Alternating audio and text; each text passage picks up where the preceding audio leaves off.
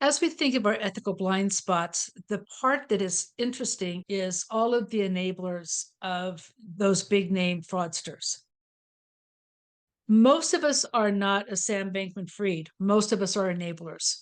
And the hardest part as a human being is to notice when you are enabling unethical behavior because you feel you don't have a voice, you don't have enough power, you're afraid of losing your job, or when you are being just overly cautious and you need to just take a chill pill.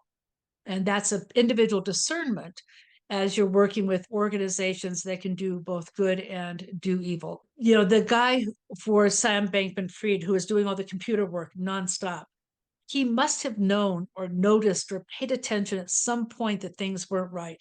He too was an enabler because Bankman Fried has such a magnetic personality that people wanted to believe that he was doing good, and he had this vision for doing good. And you know, Theranos had this vision for doing good, and they bought into the vision of doing good without noticing that the leadership were taking them over a cliff by doing unethical behaviors and requesting that they do them and participate in them as well. So you wind up with this whole issue of people getting as close to the legal edge as they can, because ethics is so often defined as compliance as opposed to living with integrity within the ethical moral space. So when I work with people in organizations around ethical blind spots, rather than focusing on what not to do, I like to focus on what to do. What habits do you want to build where you put your clients, you put your stakeholders on equal footing with yourself and consider their interests as well as your own? What would you need to do in order to really develop trust and be trustworthy, where people knew that you were going to keep your word? They knew that if you had a contract, you were going to honor it.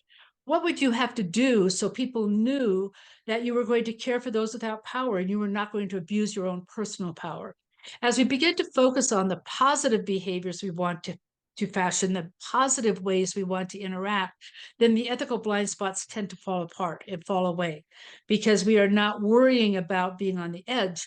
We're worrying about living into the best vision of ourselves that we possibly can, the best vision of our organization.